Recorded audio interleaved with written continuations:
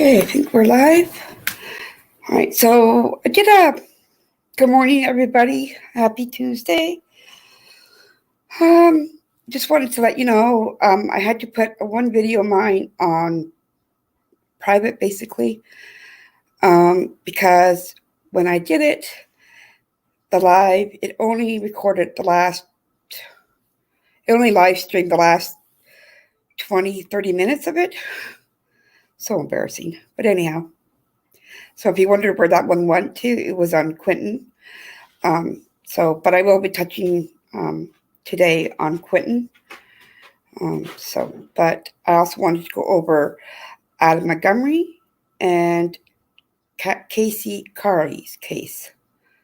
The woman that was in Florida but was found in Alabama. We thought it was originally the ex-husband, but we'll get into that when we get there. So let me just start with, let me just go over here for a quick second. I hope everybody had a great weekend. Let me just see if I can hear and see, just to make sure I'm not doing this again where you don't hear me. All right, let me just check this. Oh, what's going on here? Okay. Oh, wow, what's going on here? Sorry, guys, just give me a minute. Please and thank you. Oh, wow, what's going on here? Okay. Sorry, guys, just give me a minute. Please and thank you. Okay, seems like I got volume, so awesome. So I had to double check that. Pretty sad. Okay, so let me, we had, sorry. It was Thanksgiving weekend here in Canada. So I'm all like turkeyed out. I'm not a big turkey fan, but yeah, I had my grandbaby and her mom and dad and my one daughter here. Well, two of my daughters. Okay, so let's do, shall we do Cassie's first? Let me just double check I got the right clip up.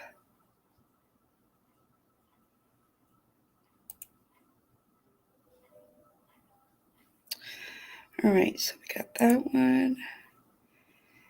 Now, I might just take it back a little bit on the Cassie Carli case, just so that you know where we're at.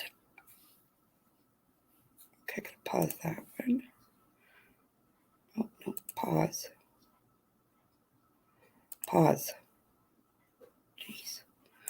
All right. So,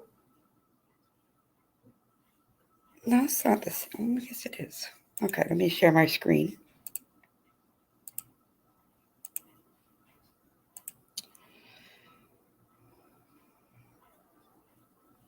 Okay. So, let me pause this. This clip is from WFLA News. I'm going to say fair use for educational purposes, commentary purposes. All right. I guess I'm going to turn the volume up. Notably, Cassie Carli's family.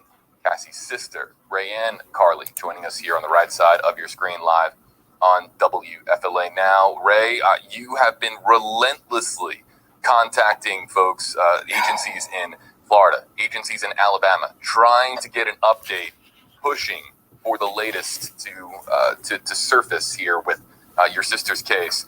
What is the latest, and good afternoon to you.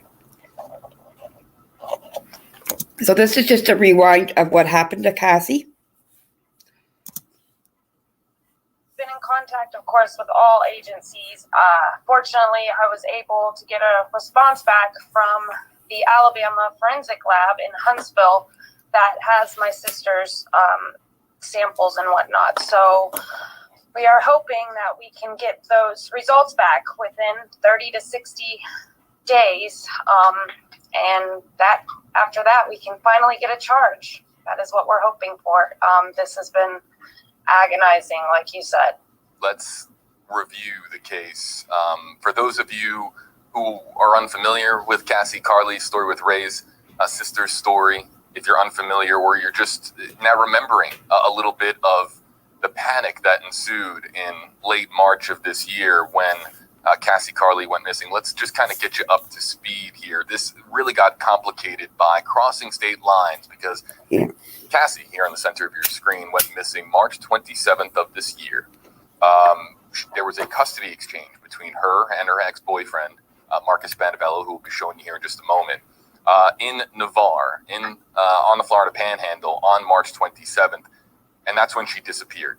No one saw her from that point forward. Fast forward a week. Her remains were found in St. Clair County, Alabama, with the arrest of the ex-boyfriend here on the center of your screen, this being Marcus Spandabello, who remains in jail on multiple charges, including tampering with evidence, destruction of evidence, but he has not been charged specifically and directly in Cassie's death, even though investigators do have a high level of confidence that they have their guy. We're going to talk more about Marcus. He's got a little smirk on his face, eh? It was early April when Alabama authorities, of course, had the remains, discovered the remains, said that they were going to be sent to Huntsville, Alabama for this autopsy to be performed. And we really didn't know at the time what the timeline would look like. Some states, and Ray knows this, some states it's 4 to 6 weeks for autopsy results to be returned. Again, that's autopsy with toxicology. Good morning, Kitty. As well. Other states, it can be a little bit longer. And there's a lot of different factors that come into play, such as the amount of resources, the backlog of additional Are you still here with me, hon? And we did a little bit digging about a month ago, and I put this out on Twitter, that it was going to be roughly 4 to 6 months before the results came back. And this has been really the word that you... I can't imagine having to wait 4 to 6 months for an autopsy to come back.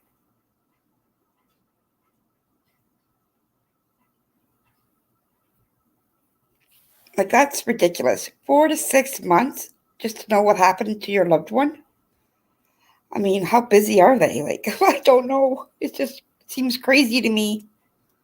You used, when we talked about this yesterday, Ray, the word that you used is agonizing. We are a few days from entering month 5 of not knowing your sister's cause of death. And this, of course, has been really difficult for you and your family. Oh, yes, it is. Not having any answers or any closure, it's very difficult to even, I feel like, unfortunately, some of us haven't even started the grieving process. It's difficult without answers. And, of course, her daughter, Sailor, she is doing happy and thriving, but she has questions as well. And we can't even answer those if we wanted to. So it just makes it very, very difficult to heal from all of this or get any closure. And let's just kind of point this out for our audience while we do hear a little one there in the background of Ray's Zoom call here. That is your child at home. Sailor is on the Florida Panhandle. She's coming in here just to do a little mom work here on stream. Ray will be back with us here in just a second.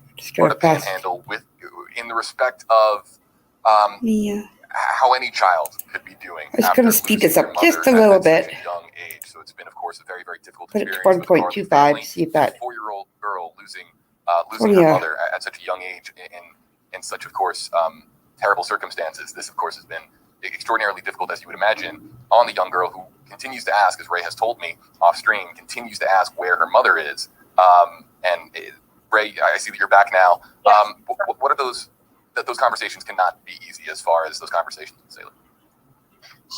She is aware that her mother is in heaven now. She is aware of that.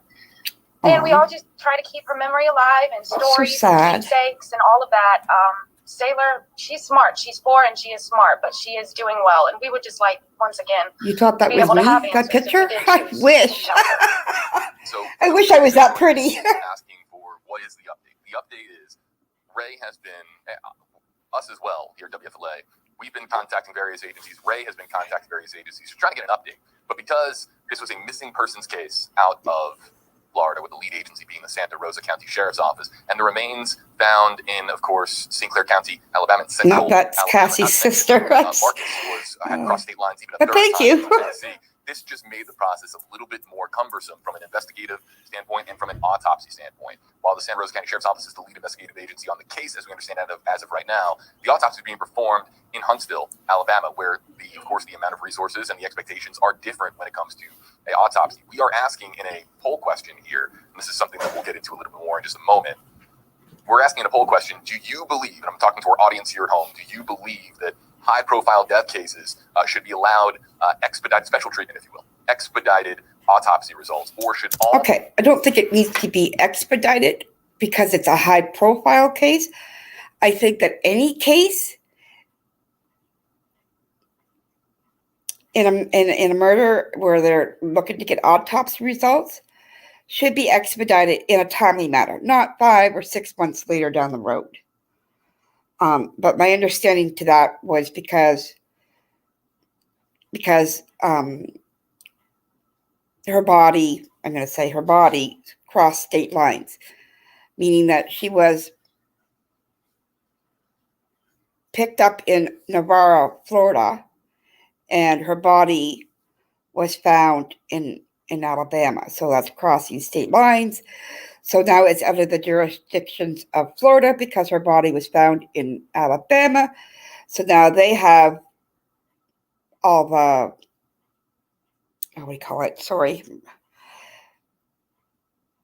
It's out of Florida's hands and into Alabama's hands of what happens with this case, from what I'm understanding. All cases be treated the same, just as they come into a state lab, they're treated in, in line order, linearly, if you will. We'll get to those poll results here in just a moment. But Ray, we're now entering, the 5th month of waiting for this, and as we await the cause of death, and as we await the autopsy results, the toxicology results as well, all of this coming back to Alabama and Florida authorities. All the meanwhile, the lone suspect in this case, Marcus Spanavello, remains locked up. This is Cassie, Carli's ex-boyfriend, again, locked up on multiple charges. And I don't like that picture. He looks creepy, scary. Look at the eyes. The smug smirk on his face. It's like, yeah, I did something wrong, but you ain't going to catch me on it. I don't know. There's something about that photo and those beady little eyes drive me crazy, I guess. Like, oh, sorry. I just still not being charged in Cassie's death. I want to say it. Of course, it is nice knowing he is incarcerated behind bars, not out in the free world.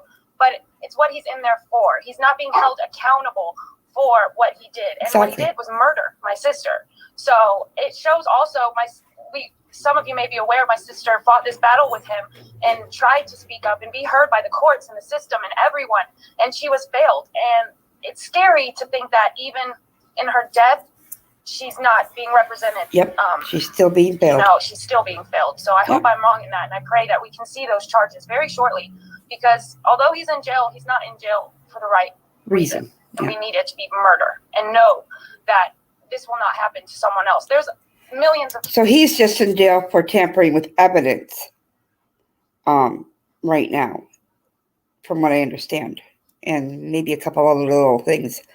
But he has not been officially charged with the murder of Cassie. Cassie's out there, millions. And they may be even more fearful to speak up now because they see how this case is being treated. And I don't want that. I want justice to be served for my sister and for thousands of millions of other women out there. And I remember very vividly the last time that you and your entire family and even Cassie's friends were on the live stream with us and delivered a harrowing account of what Cassie had told your family she said, and I want to just make sure that our audience remembers this, Cassie had told members of the Carli family that if anything ever happened to her, that it was Marcus, that it was him. Do you remember those conversations, Ray? Yes, I do, unfortunately. There were many conversations of her fearing Marcus, and she had the right to be fearful. Honestly, he kept winning against her with his contempt of courts and all that. But we were still nonetheless shocked when he chose to finally do something. So let's talk about this wait for these results for your sister's autopsy. It's a long time, and this is not something that is exclusive to Ray and the Carli family. There are perhaps countless families, hundreds if not thousands of families, who are in a queue, in a virtual line, if you will, awaiting results, autopsy results, toxicology results, trying to figure out exactly what happened to their loved one. In some cases, look, it's more clearly defined, and other cases, it's more of a mystery where we don't know exactly what happened to that loved one. 4 to 6 months was when I called up, and I was transferred from agency to agency to agency, just trying to get an answer as to, for the Alabama Department of Forensic Sciences, and this is again talking about one of 50 states, we're talking about Alabama here, when I was trying to get answers as to what the estimated timetable is as of now, given the log of autopsy and toxicology cases that are going through Alabama DFS, I was told the expected timeline is 4 to 6 months. This right now, roughly a couple of days off, would be right in the middle of that expected timetable. And Ray has been told to expect, as of I believe yesterday, been told to expect results of the autopsy within 30 to 60 days. For you and others, Ray, that are waiting out there, what do you feel, how you feel about the timeline of autopsy results being 4 to 6 months? That's ridiculous. Of course, I think it's unacceptable, but I do understand there's other cases out there. We are not the only victims currently, and I don't think we're no better or special than anyone else. But I hope that maybe they could see in cases like this, for example, with minors involved, maybe there could be some expediting going on, because it all is tied together in some way. It makes ripples.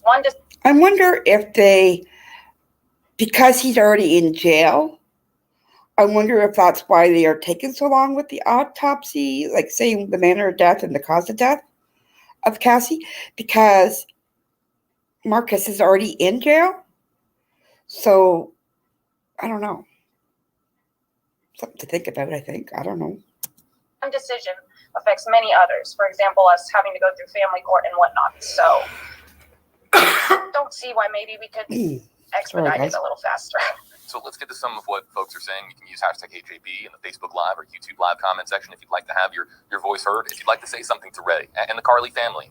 Okay, well, we're going to stop that there, and we're going to go to the next one because I don't want to go through all the Hey JB hashtag things. Now, this is the one. This is also from WFLA, and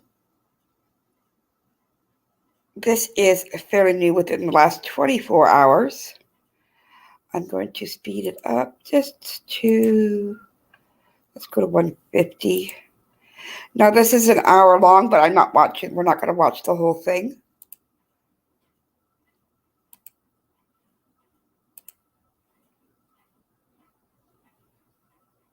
Oh, I got mute on. Florida mother Cassie Carli, whose manner of death has not been ruled a homicide. Sorry, guys. That remains a mystery, according to the county coroner's office. Hey there, folks. JB here with you live on WFLA Now. This is a developing story as we are learning about this from the St. Clair County Coroner's Office that has received the completed autopsy report on Cassie Carli. You can read about it right now by clicking on the link in the description on this video. If you don't want to hear it from me, if you want to read the very latest, you can do so on WFLA.com. The WFLA not ruled a homicide. Are you kidding me? On this video. But for now, we're going to break down the very latest with what we know. There was 2 big things with the completed autopsy report for Cassie Carli. And before I break those down, let me remind folks of the Cassie Carli story. Cassie Carli went missing in March of this year after a custody exchange of her 4-year-old daughter with her ex-boyfriend by the name of Marcus Spanavella. After the custody exchange, Cassie Carli went missing, launching a massive multi-state search effort from Florida into Alabama, and then, of course, crossing into Tennessee. We'll get into all this, I'm sure, in a little bit, but I'm sure a lot of our audience very familiar with the Cassie Carli story. Cassie Carli's body, her remains, were found in a shallow grave in a barn in St. Clair County, Alabama, and quickly arrested was Marcus Spanavella in Tennessee. And the charges were not related to her death, but rather tampering with evidence, even though we had a press conference from Sheriff Bob Johnson of the Santa Rosa County Sheriff's Office that pretty much indicated that they were highly confident that they had their man, that they had the person responsible for Cassie Carli's death. Then the wait began, and a very lengthy wait, approximately 6 months, waiting for the autopsy. The reason that Spanavello, as investigators would say, wasn't facing charges is because of the fact that they were waiting on the completed autopsy report out of Alabama. Remember now, Florida officials, they do not have control of the autopsy process. They're not involved in any way, shape, or form, of course, because of Cassie Carli's body and her remains being found in Alabama over state lines. So it took a lengthy 6 months for the completed autopsy report to be finalized. It has been finalized. I anticipate having the actual document in hand, but I spoke with the St. Clair County coroner this morning, and he indicated to me two significant things. First, that the cause of death is undetermined. The cause of death is how the person died, whether it was, and I'm just listing off some other common occurrences for an autopsy of this magnitude, something like a gunshot or a drowning or blunt force trauma, all the different ways, of course. And, folks that follow true crime, I'm sure, are very familiar with the different causes of death that comes along with somebody who is the victim of homicide. But I say victim of homicide, even more surprising, the county coroner telling me the manner of death, which is homicide, suicide, they determined that to be undetermined. So they could not, based on the remains that were found in St. Clair County, Alabama, they could not determine how Cassie Carli died. And they could not determine her manner of death, whether she was in fact murdered. These two massive unknowns throw a bigger unknown into this investigation, as Marcus Spanavello was supposed to have his trial on tampering charges begin this week in Sarasota County Court. And maybe his car for GPS, maybe? Judge in that case allowed a continuance for, of course, the trial to continue next week. So we do not. I just can't believe that the autopsy came back with inconclusive being a homicide and inconclusive of what actually, how she died. Like, that's ridiculous. Like, oh. I hope he doesn't get off, because if he gets off and her baby, Sailor, her daughter, if he gets off, I pray to God that he does not get custody of that baby. Not know, and I've been trying to find out whether or not the continuance, the postponement of Marcus Spanavello's trial is in any way, shape, or form connected to, of course, the news that we have here regarding the completed autopsy report. But the completed autopsy report, I was told today that it was completed last week, and then, of course, sent out to the various departments and agencies that by law have to receive them for things to, of course, move forward. But I'm sure it was quite a surprise. I know that it was a surprise for a lot of folks following me on social media, a massive surprise when we're talking about the cause of death being undetermined and the manner of death especially being undetermined. Joining me in our Zoom room, I'm going to see if I can bring him in. Stand by, Peter. I can't believe that. That's ridiculous. And joining me here, everybody on stream, is Peter Tragos, the lawyer folks on YouTube, I'm sure, very familiar with Peter's work. Peter, good to see you. I haven't spoken to you in a while. How are you today? What's up, man? I'm doing well. I'm sure that you, perhaps like so many others, your eyebrows raised when you hear about the Cassie Carli story and the ruling here in the autopsy that the cause of death and the manner of death are undetermined. Now, the Santa Rosa County District Attorney's Office, as we understand it, Peter, they were unable to proceed with charges against Spanavello related to Cassie Carli's death. They couldn't do that because they were waiting for the completed autopsy report. Before I start to ask you a lot of legal questions here, what do you make of this case, how you've been following it from here in Tampa Bay?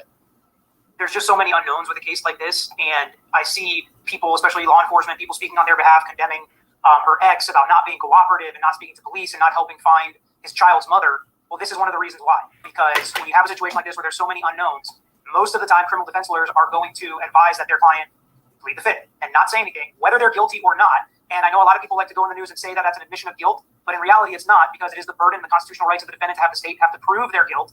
And you're seeing now in a case with so many unknowns why that burden is so high. A lot of the cases we see that go to trial, you see all the evidence that the state has, you see them presented, and it seems easy, but it's not that easy to gather the evidence to hold such a high burden.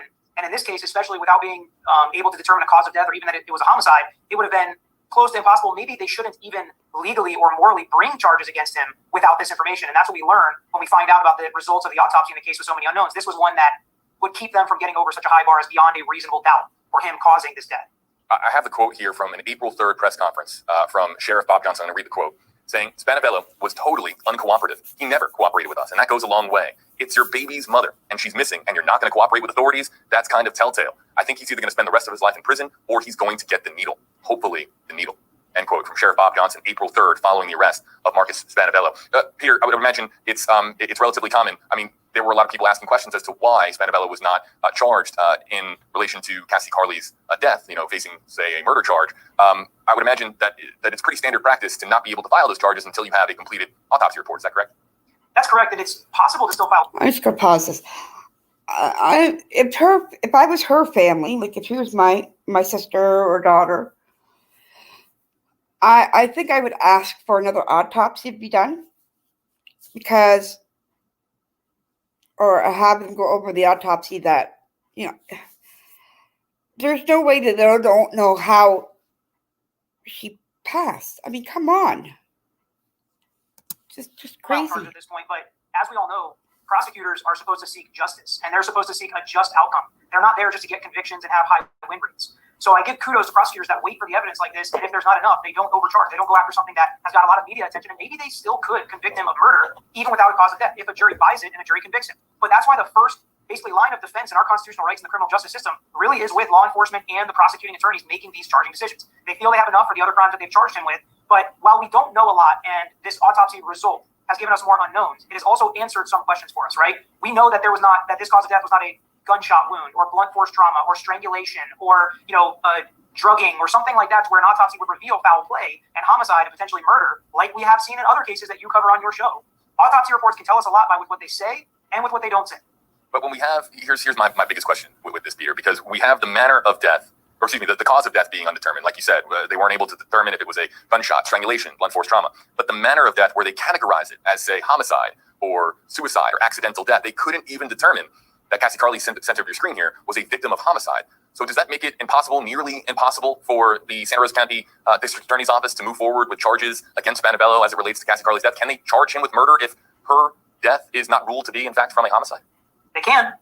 My God. But should they? And will they? Probably not, and hopefully not. I mean, I don't think they should, unless obviously they have, a camera of him taking her into the barn where she was found or things like that. They could have some circumstantial evidence, but they really shouldn't in this type of a situation. But there's nothing barring it. Nothing barring it. If the defense attorney has this evidence, it would be up to the defense attorney to present how they can't actually prove beyond a reasonable doubt that it even was a homicide. And those types of arguments have been made at trial before. So this wouldn't be the first time that there are cases where you don't find a body.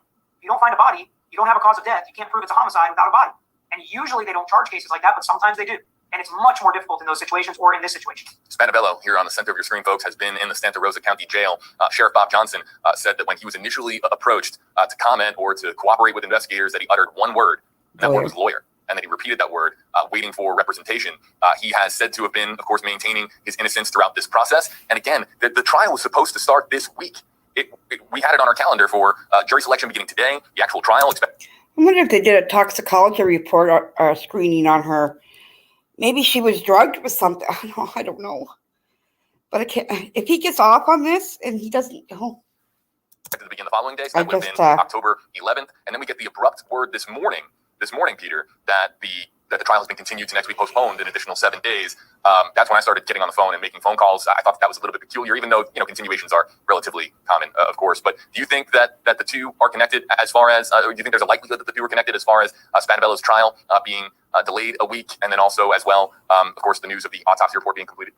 Yeah, I mean, it's total speculation, but I would think they are connected. At the very least, just off the top of my head, thinking if you defend a defendant in a case like this and you get this information, I think it's important to put it in front of the jury so that they're not convicting him of murder, even though he's not charged with murder. If you get what I'm saying? Yep. Because the charges all surround this. And so sometimes when you have really heavy outcomes that even if he's not charged with that, the jury's more likely to convict him of these lesser charges, this evidence could be useful to the defense in saying that, look, they're not even saying this was a homicide. They have no cause of death that would point the finger at this defendant. And therefore, maybe he's not involved in, the destruction of evidence and not in, misleading law enforcement and all the other kind of ancillary crimes that he's charged with, because this is the big ticket. This is what the outrage is about. Is not that he didn't cooperate with law enforcement. It's that her life was taken. And that's what the uproar is about.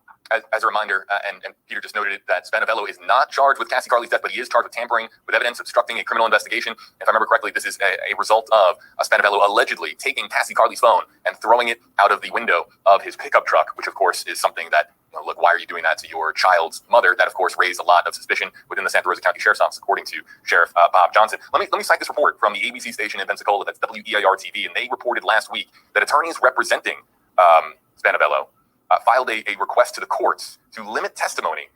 And the filing argues the state, reading this here, argues that the state should not be allowed to have any witnesses testify in relation to allegations of kidnapping, murder, and manslaughter, which is basically them saying, look, if we're talking about tampering with evidence and obstructing a criminal investigation, we want the conversation in court, we want the testimony and evidence presented to be on topic, not off topic, and stray to, again, the unknown of Cassie Carli's death. Not surprising to you, Peter, right, as far as that tactic? Not just that, but trying to keep a case like this relevant and the evidence presented to the jury relevant can be really difficult when so many people know what's going on. And when you're talking about tampering with evidence or obstructing an investigation, I would try to be creative as a defense lawyer and try to get the judge to allow us to even say to the jury, this investigation did not result in a homicide. So you are not supposed to make your decisions wondering if this investigation that he's accused of tampering with evidence with or obstructing justice on, it did not result in a homicide, because a jury's going to think, like, JB, you steal a stick of gum, and if I throw away the pack, okay, are they going to really crush me on tampering with evidence on a crime like that? But if you kill somebody and I take and get rid of the gun, that's much more serious. So I think the result of the crime and the evidence that was tampered with and the investigation that was obstructed, it does make a difference in the jury's mind.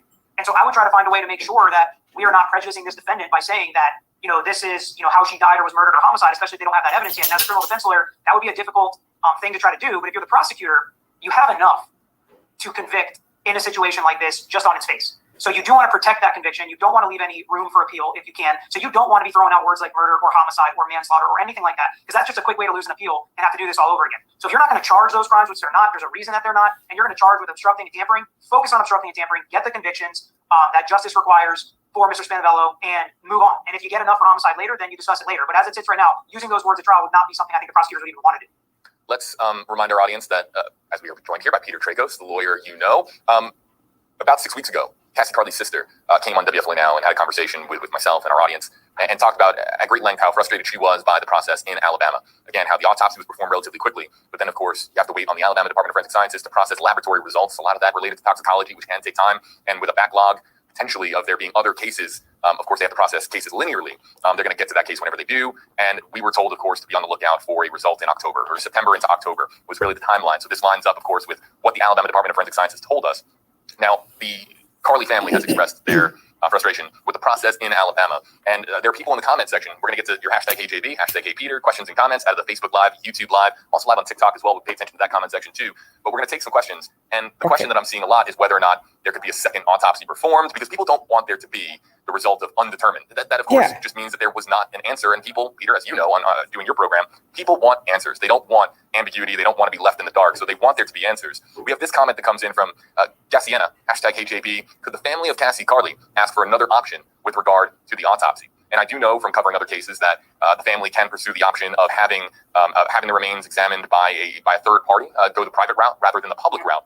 But Peter, I was told this morning, and this is something I'd heard even previously as well as I was making a round of phone calls this morning, that Cassie Carli's remains have been cremated.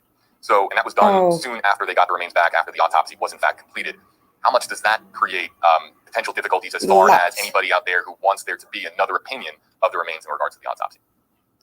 As you can imagine, that makes it very, very, very difficult, but not impossible. And I'll tell you a couple ways. And it's not just Cassie Carli's family that could want a second opinion, we'll call it, but Mr. Spanavello and his lawyers may want to do some kind of autopsy or expert work to determine that as well. The only way that it can really be done still now at this time, because in an autopsy, as gruesome as it sounds and as horrible as it is, they take a lot of pictures. They document what they find. They draft a report. There's a written report and there are pictures. So if another expert wants to go look at that, look at the pictures, see if they can determine anything by that, see if they can determine anything by the pictures, they can determine anything from the writing or the dictation from whoever performed the original autopsy. Sometimes they can come to a different answer.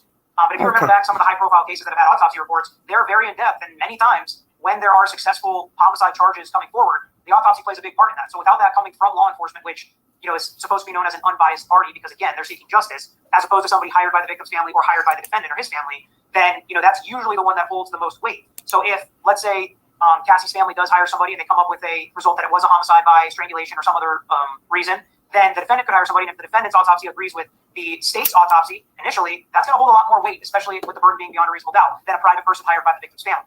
And the state would also have to feel that it is reliable evidence, because we can get really down into the legal weeds and objecting to an expert's testimony or an expert's qualifications and things like that. But if the state already has an autopsy with this result, I think it is very difficult for this to be undone in some sort of way to get the answers that we all want. The more opinions that you get on autopsy results, the more it muddles the waters, so to speak, correct? Because then you have conflicting testimony potentially, and that just makes it even more unclear when you have to prove beyond a reasonable doubt when you're, of course, trying to prosecute your case, correct? Virtually every criminal trial says the way the jury is supposed to weigh the evidence and things they can look at is the evidence, the lack of evidence, or the conflicts in the evidence. And that's exactly what you're describing. There would be conflicts in the evidence, especially major pieces of evidence like an autopsy report. The real bubble girl here. All right, guys. So that was the Cassie Carli update. Let me just stop my screen for a second. So, not happy about the results. I'm hoping that they do get a private autopsy and do another one with the pictures and documentations that's already been taken, because apparently Cassie's body was already cremated. So there's that. So I'll keep an eye out for that. Okay, I also wanted to cover Adam Montgomery, Harmony's dad. Something came out with him. Just find it. Welcome to all who's just joining. All right. Need that. Just give me a minute, guys. Just want to make sure I get the right one. Okay, so this is, like I said, Adam Montgomery. There is now body camera footage showing interaction with him and the police. Let me just scroll through here. It says Manchester, New Hampshire, body camera footage obtained by News 9 Investigates shows the first interactions between Manchester police and Adam Montgomery, the father of Harmony, who has not been seen since 2019 and is presumed dead. In the video, Adam is questioned about his daughter's whereabouts.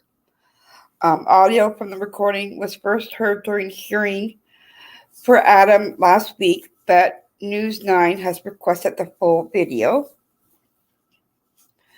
It says the video was taken on December 31st of 2021, the day that Manchester police first announced a missing persons investigation for Harmony.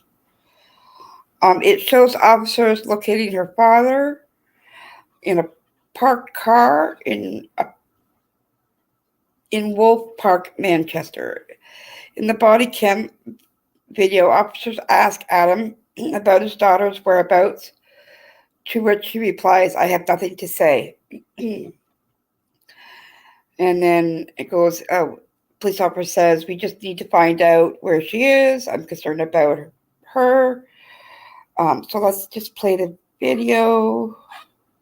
It's only a couple minutes long.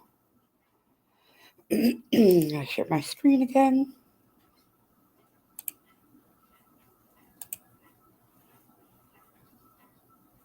Oh, cancel that. Crap, was I sharing my screen? Share screen. Share. Okay. Close that. Is it showing? Okay. What's your name, my man? What? Adam.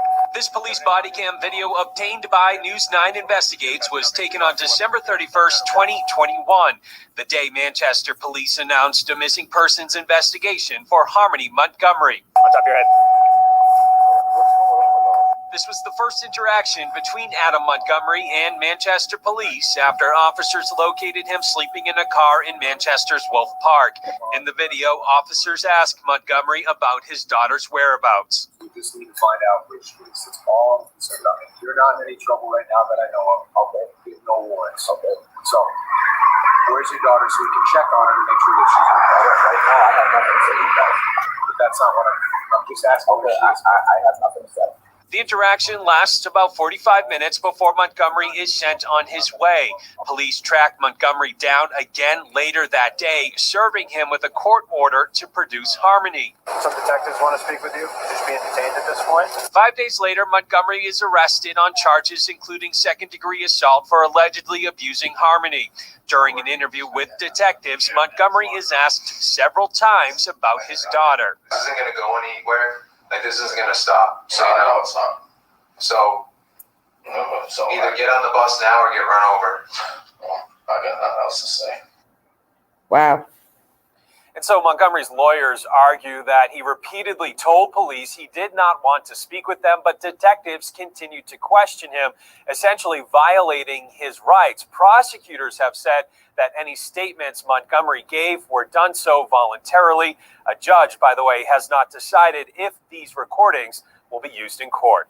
Reporting live in Manchester, I'm Tim Callery, WNBR Wow. News 9. Okay. Let me stop my screen there for a second. That's okay. So that was taken back in the beginning. I wanted to see, I know he's in court, or has been in court.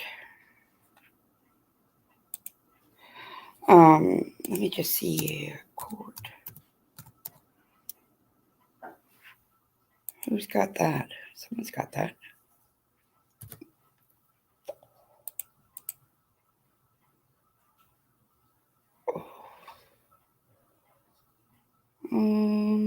Oh, Sleuth Mom, I don't want to. When did she do this? 28th. Okay, so Hi, guys. Okay, got everybody squared away. Sorry, Sleuth Mom has a couple of videos out. So if you want to go check her out, she's pretty good. She's not pretty good. She's really good. Because I don't want to play her content just in case you get in trouble. I thought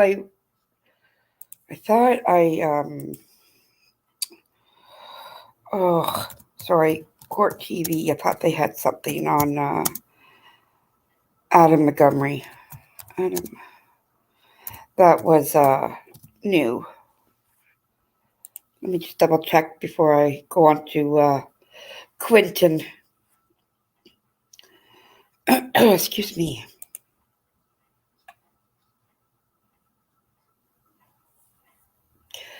All right, so there's lots of. So this is 2 weeks ago. This is from W. Let me just pull that up. Close that out. Oh, I don't know how long this is. Just give me a minute. 222. Okay, let me share my screen. So this is Adam Montgomery, the father of Harmony.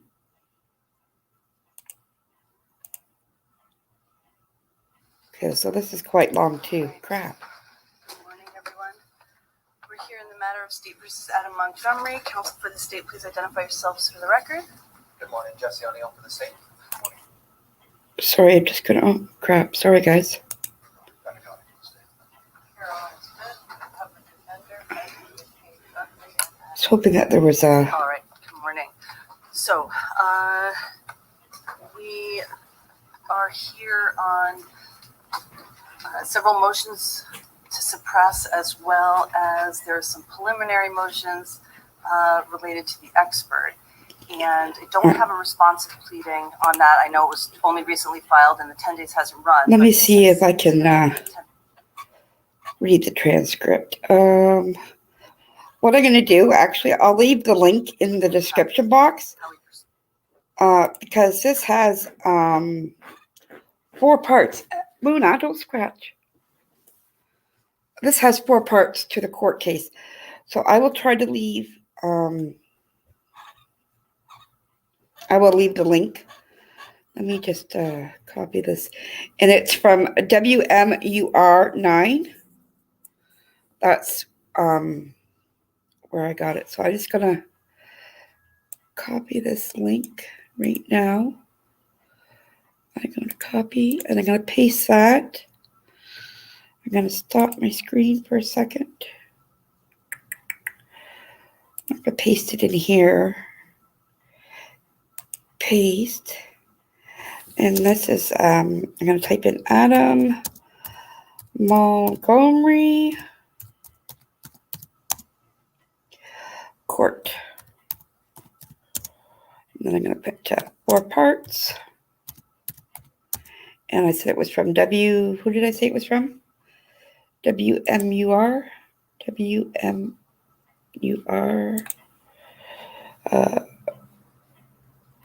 WMUR 9 News. Okay. Let's see if that, here we go. Does that pop up?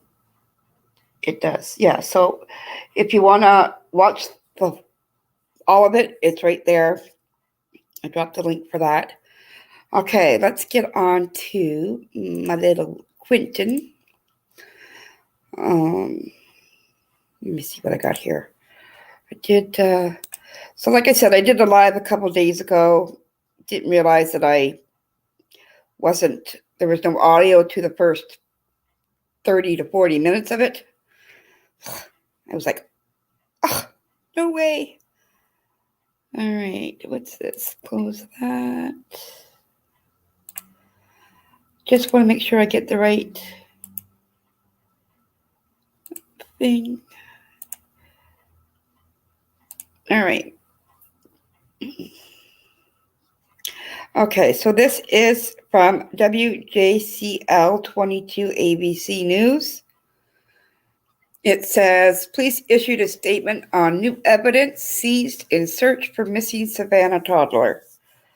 Police say 20-month-old Quinton Simon was last seen at his home in the 500 block of Buckhalter Road at 6 a.m. last Wednesday.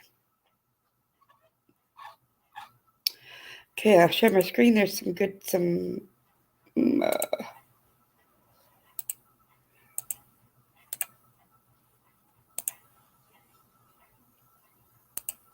okay. Let's go here. Well, happening right now, dozens of local and federal agents are combing through our area for this little boy missing since Wednesday. Okay, We're so talking about 20-month-old Quinton Simmons.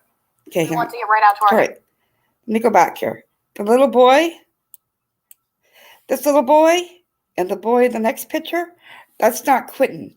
That would be 20-month-old Quinton Simmons. We want to get right out to our Nikaya Guerrero now live at the Chatham County From what I Police thought. I didn't headquarters. think that was Nikaya, Quinton at all. talk us through the new updates that you have this morning. Frank, Olivia, for the very first time since Quinton Simmons was reported missing, we are hearing what 911 dispatchers told police officers the morning he disappeared. We have a signal 56 complaining about her 1-year-old son is missing. She woke up, her door was open, but he's unable to open a door, saying someone came in and took him. Another update this morning, Chatham County Police Chief Jeff Hadley is now saying they're looking into everybody and everything, making the first mention of a potential criminal case. We're looking at it from multiple fronts, and one of it being a criminal investigation, as well as, a missing child at this point. We don't have anything confirmed, so we can't say anything absolutely. We spotted Chatham County police officers and FBI agents at the boys' home on Buckhalter Road yesterday. They were searching the home again and even draining the pool. All this as they continue to work to figure out what happened to little Quinton. Don't forget, Chatham County Police has also set up a tip line. It goes directly to the detective on this case. The number is on your screen. It's 912-667-3134. We also have that number for you on our website, WJCL.com. And here's another look at Quinton. He was last seen at that home off Buckhalter Road in Chatham County last Wednesday morning. If you have any information, call that tip line. Again, it's 912-667-3134. Frank, Olivia? Hey, Nikaya, while we have you out there, what about the 911 call made by the mother? Have we received that call yet? Well, Frank, we requested the 911 call from Chatham County Police Department, but Chief Hadley told WJCL 22 that they don't want to release that call because it is an ongoing investigation and they don't want to compromise the case. Frank, Olivia, back to you. Wow. Oh, excuse me. So this picture here, or video, is the update as of Monday, or on Monday. I don't know if this is the first one.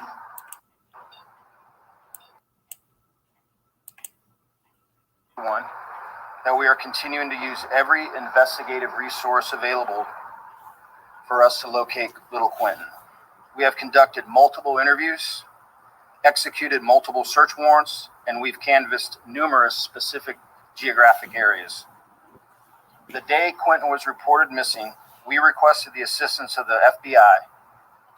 They responded immediately and have been on the scene with our officers since that time.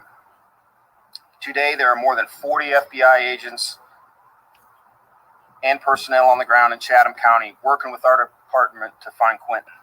This includes all agents assigned to the Savannah and Brunswick resident agencies and professional staff, agents from other FBI offices, including members of the Child Abduction and Rapid Deployment Unit, and other subject matter experts.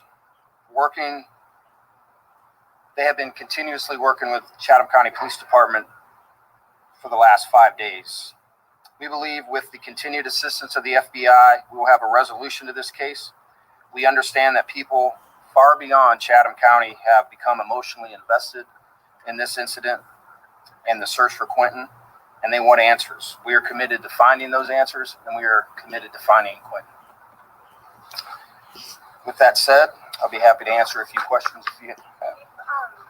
This has been going on for about 5 days now, and I think everybody is kind of moving towards worst case scenarios. At what point, do you say that there's some criminal aspect to what's going on? Yes, and that's a very good and that's a very fair question. We're looking at it from multiple fronts, and one of it being a criminal investigation, as well as a missing child at this point. We don't have anything confirmed, so we can't say anything absolutely. But it is fair to say that our efforts and the cooperation with the FBI and them providing an abundance of resources to us, that we are looking at the criminal investigation aspect of it as well. Chief, how are you looking at the criminal investigation? What are you looking into? Is it turning towards family members? Everybody is being looked at. Everybody is being interviewed. Everybody that had contact with Quinton in the most recent time of his disappearance is being looked at, is being interviewed. So my thing with this case here is grandma has custody of 2 boys, Quinton and the eldest boy. Now, the new baby, I'm not sure if she's got custody of it because it's just a couple months old. The babysitter also has camera footage. However, she did say that you have to be within 50 feet of the camera to trigger it. So in order for it to record, which kind of sucks because her camera does pick up on the Simon Howell property there. So I was wondering, I'm wondering if there's other footage from other ring cameras or security cameras on houses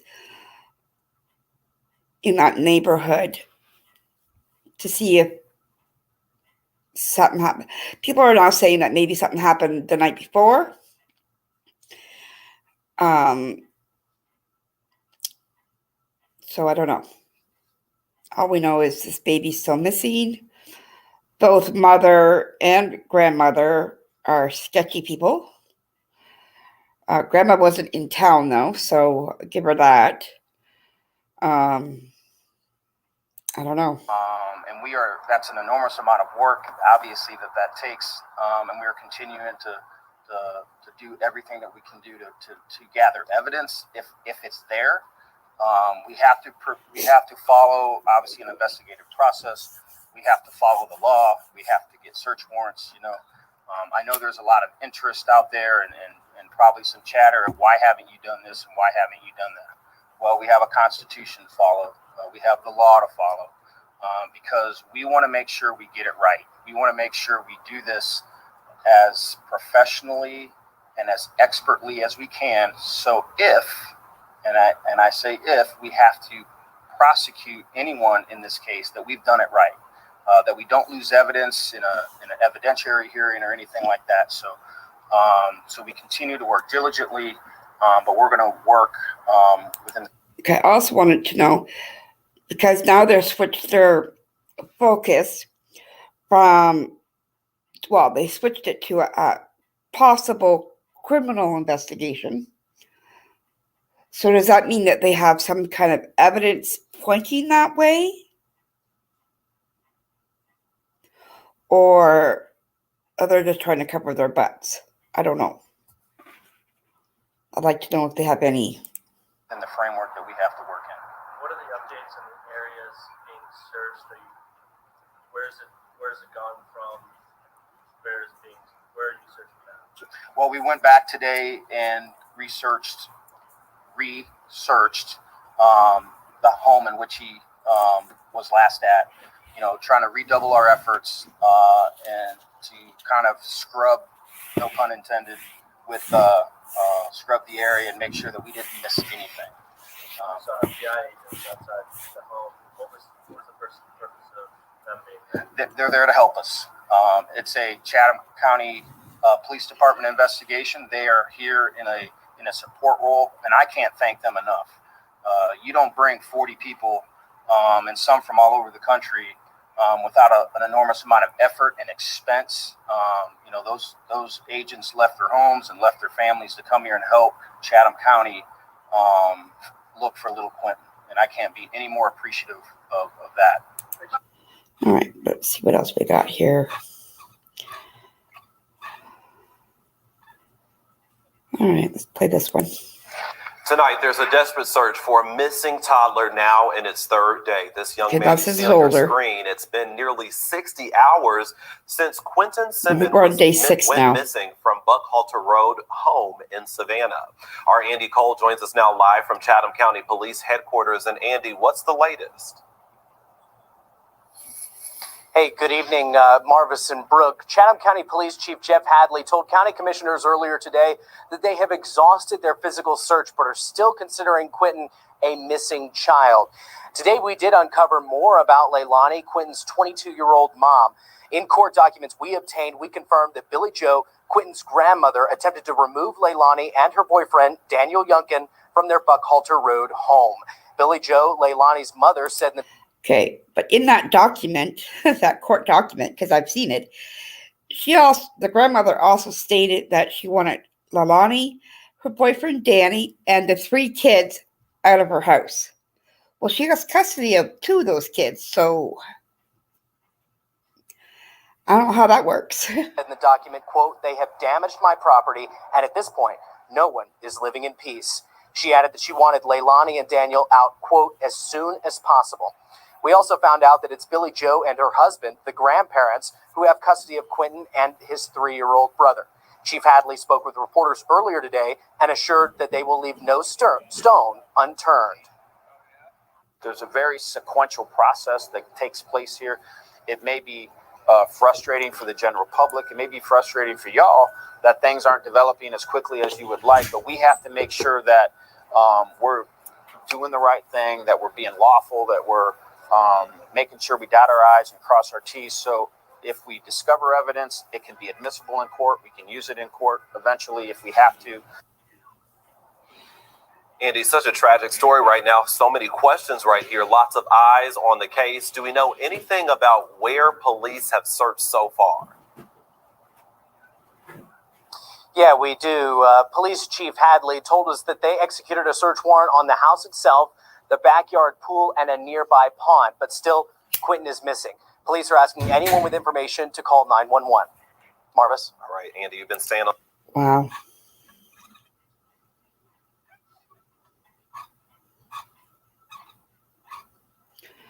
All right, guys. I think. Actually, hang on. I wanted to check one thing before I left. Where is it? Twitter. So, actually, I'll check the Facebook page too on Quinton just to be sure that we're not missing anything that's new as it's ongoing. I wanted to search. Where is the?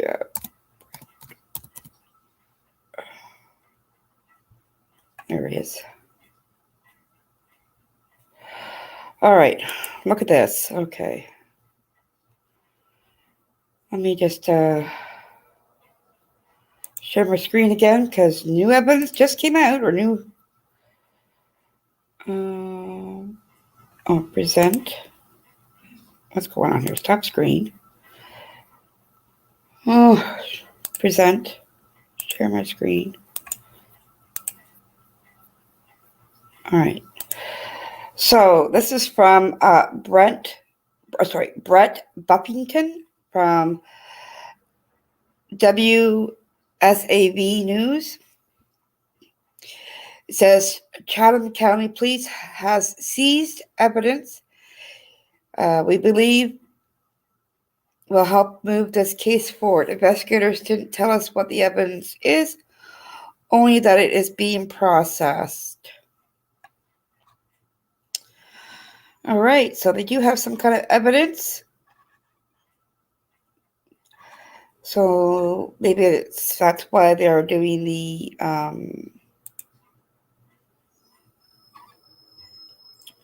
oh, sorry guys. What's that?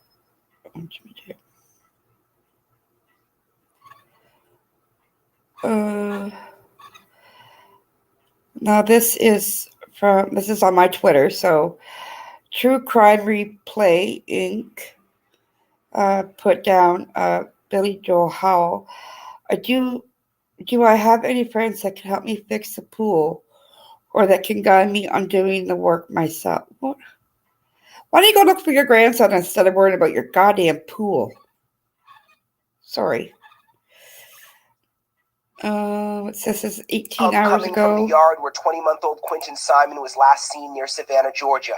It appears police are now draining a swimming pool as the search for the missing toddler intensifies. Now we are continuing to use every investigative resource available for us to locate little Quinton. We have conducted multiple interviews, executed multiple search warrants, and we've canvassed numerous specific geographic areas.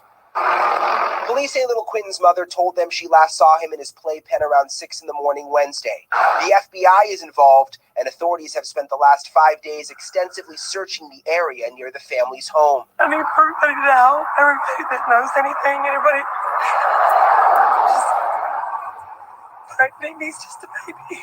Quinton's grandparents say the boy's mother's story does not make sense. She's lied to us so many times, and I don't know, it's just bad to say, but she just likes to lie. Police have been to the family's house before. According to police reports, family members say Quinton's mom has a history of stealing and using the money to buy drugs. Quinton's babysitter told News Nation station WSAV she heard from Quinton's mom early Wednesday morning when she said she didn't have to watch Quinton that day. I get a text at 9 o'clock saying, "Have I seen Quinton?"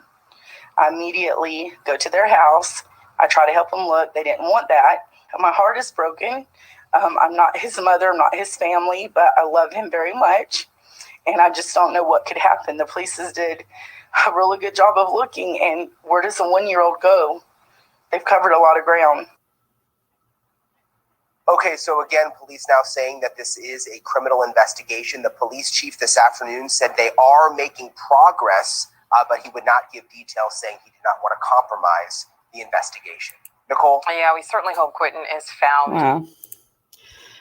Oh, New sorry. today, How's that? What else is there?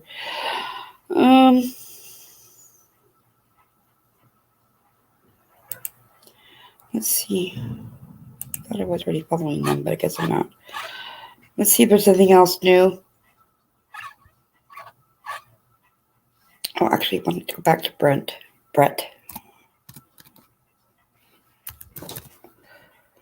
Oh, everything's so slow.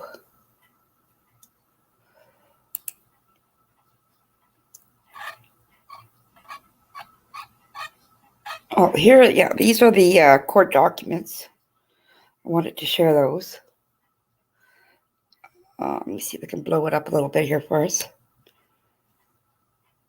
Oh, I can barely read that. Oh, crap. All right. I can't read that. And there's another one. Maybe you guys can clip it and blow it up yourselves. What else we got? Okay. Well, I just want to say thank you for the ones that, joined me. This was 22 hours ago. Okay, we did that one. That's them joining the pool. What's this here?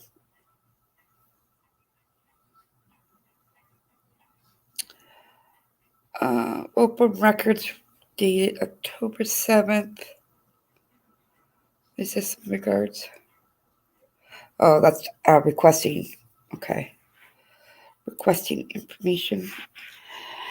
All right, guys. Should I check? Let me check Facebook one last time. Let me just cancel my screen just for a second and see if there's anything in that. If not, then I guess we'll wrap it up. Let me see here. Come on, load.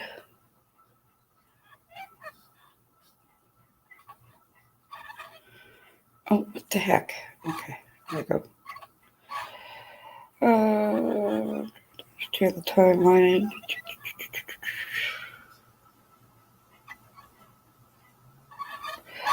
All right, so the good news, I guess, on that case, I don't see anything really new that we haven't already talked about.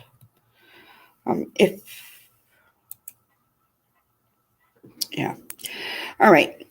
So we know that they have some kind of evidence now regarding the Quinton Simon case. So in order, it would be nice to know when they can tell us what they have. But I'm sure they'll try to keep that under the radar for right now. Just put your prayers out for the form that he's found. Prayers for Cassie, Carli's family, so that they get the justice that they need. And same with Harmony Montgomery. Pray that her justice comes full course soon, and that we can either find her or her remains, as they presume that she has already passed. So until next time, guys, thanks for coming in and spending the time with me. And if you haven't already, please subscribe, hit that thumbs up button, and leave a comment. It's free. It helps puts my videos out so that other people can see them. And that's all I ask. Trying to grow the channel a little bit better. We'll be doing more videos and live streams. So yeah. So please give a thumbs up, subscribe, and share, and leave a comment. Those are the 4 things that you can do that are free and will help my channel get into the algorithm of YouTube so that other people may see my videos as well. All right, guys. Take care. God bless. Stay safe.